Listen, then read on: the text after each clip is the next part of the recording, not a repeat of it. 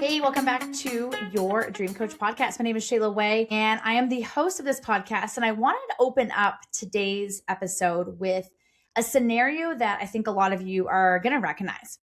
You have a dream, a real one. You have done the work to get really clear on it. You started sharing it with your team.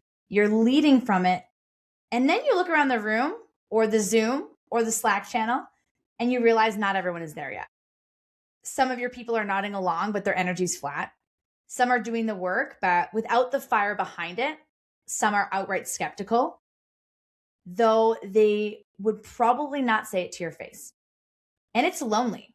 And it's one of the loneliest feelings in leadership, to carry a vision so clearly and so completely, and to look at your team and see that they do not fully see it yet. So today I want to talk about that gap, why it happens, what most leaders do wrong when they try to close it, and exactly how you build the kind of belief in your team that does not need you to keep selling them on it every single week. This one is for every leader who has ever felt like the only one in the room who fully believes in what they're building. And so let's jump into this episode.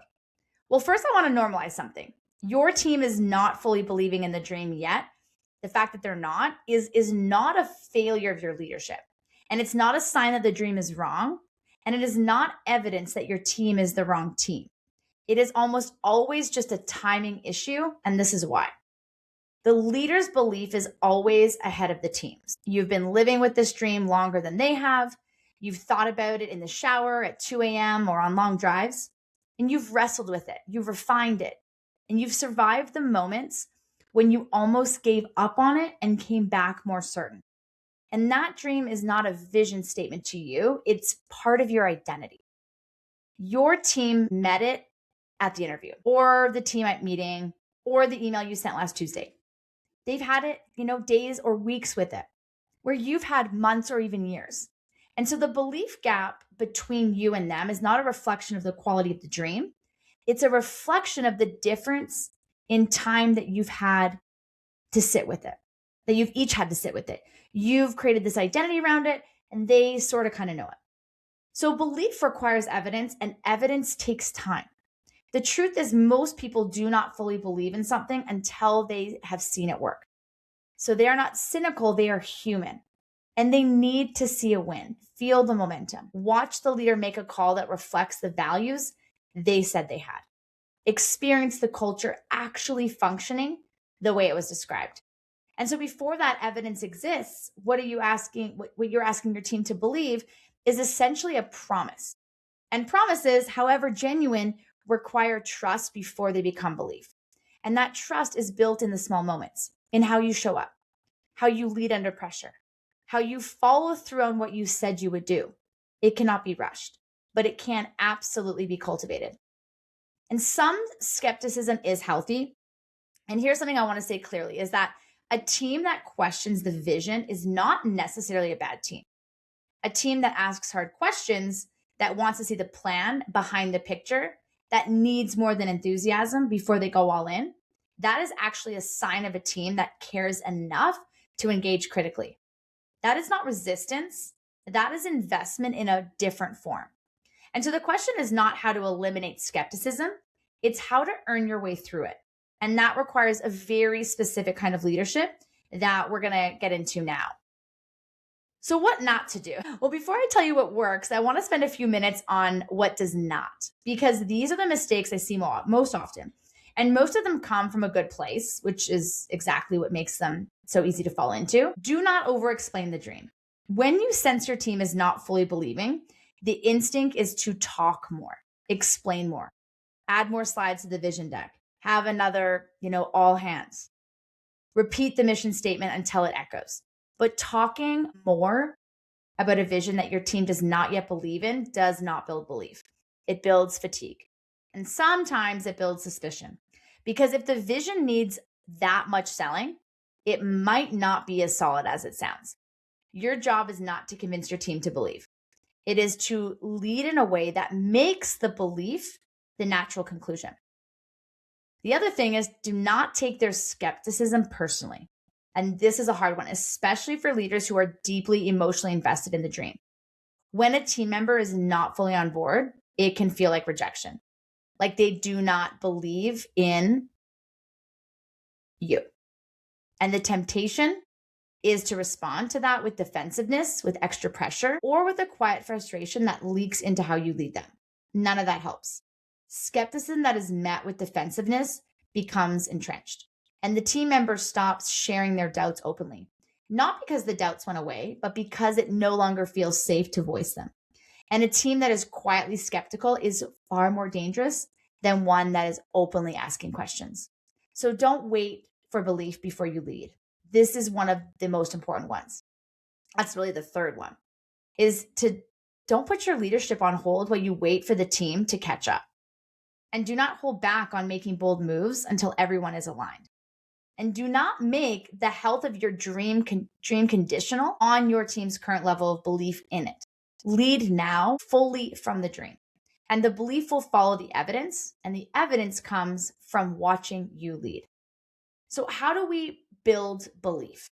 Well, here's how we actually do this. And I want to give you 5 specific ways to build genuine belief in your team, not manufactured enthusiasm, but the real thing that holds up when the work gets hard.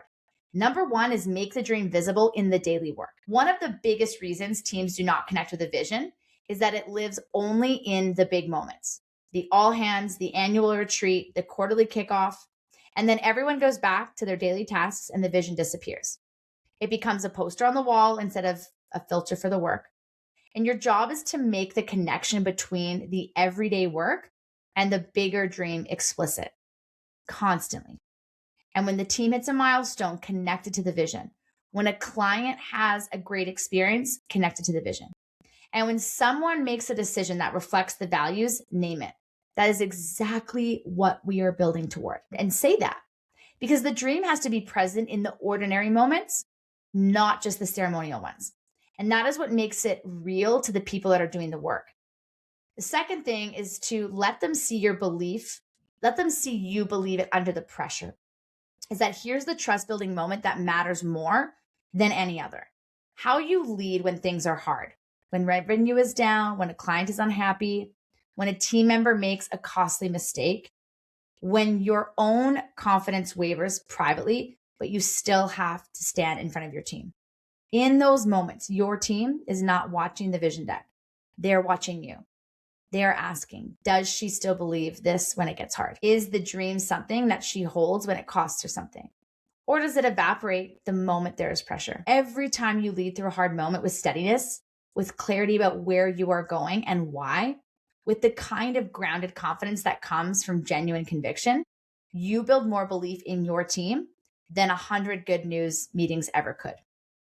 Your belief under pressure is contagious, so lead from that place. The third thing is to give them a role in the dream, not just a role in the business. And I love this one because people don't get excited about job descriptions. They get excited about contribution, about the sense that their specific work, their specific capabilities are part of something that is moving somewhere meaningful. Most leaders communicate the dream as a destination and the team as the vehicle. When they do not nearly enough, they do not do that nearly enough is helping individual team members see their specific seat in that vehicle. So how their role is uniquely essential in the dream arriving. And so this requires really knowing your people well enough to make that connection specific, not just your work matters in a general, motivational poster way, but the way that you handle client relationships is building the reputation this business needs to go to the next level, right? So being specific, personable, connected directly to the vision, that is what turns a job into a calling. Number 4 is to celebrate the evidence early and often. Belief grows when people see proof that the dream is possible. Early wins, even just small ones, are not just business milestones. They are belief builders. And it is the leader's job to hold them up as such. So when something works, name it explicitly in the context of the vision. We just landed that client. That is what this dream looks like in action. That is what we are building toward. So every win that you connect back to the vision becomes a data point that the dream is not just a story, that it is a direction that is actually working. So do not let the wins go unnamed. Do not move straight to the next thing without pausing to mark what just happened and why it matters. Your team needs to see the momentum building, and it's your job to show it to them. And the last one, number 5, is to be honest about the hard parts. This is one most leaders skip because it feels counterintuitive. You want your team to believe in the dream, so you protect them from the difficulty of building it. You present the vision with polish and confidence and leave out the parts that are messy or uncertain or genuinely hard. But here's what I know is that teams do not build belief by being protected from reality. They build it by watching their leader handle reality honestly. And when you can say, this month was hard and here's what I learned, or we did not hit the goal and here's what we're doing differently, with clarity and without, making it bigger than it needs to be, your team learns something far more valuable than a polished vision presentation ever teaches them. They learn that the leader can be trusted with the truth, and that a leader who can be trusted with the truth is the leader people will follow into the hard parts of building something real. So your team does not need you to protect them from the difficulty of the dream. They need you to lead them through it honestly. And I want to close with something I genuinely believe, is that the team that does not fully believe in the dream yet is not a problem to be solved. It's a leadership opportunity to be embraced. Because the process of building belief in your team, of earning your way through skepticism, of showing them that the dream is real through how you lead every single day, that process will make you a better leader than you ever were before it started. It will force you to get clearer, more consistent, to lead with more honesty and more conviction, and to be the kind of leader whose team eventually looks back and says, I wasn't sure at first, but watching her lead made me a believer. And that's the goal. Not a team that believed from day one, a team that was won over by the quality of your leadership. And you can build that. You are already building it. So if this episode spoke to you, share it with a leader who is feeling alone in their vision right now. And as always, if you haven't left a review on Apple Podcasts, 3 minutes and your honest words make a genuine difference to how many people find this show. Next episode, we're going into the dream audit, a practical check-in to make sure that the business that you are currently building is still aligned with what you actually want. And I will see you then. Until then, keep dreaming big and lead better. We'll see you next time.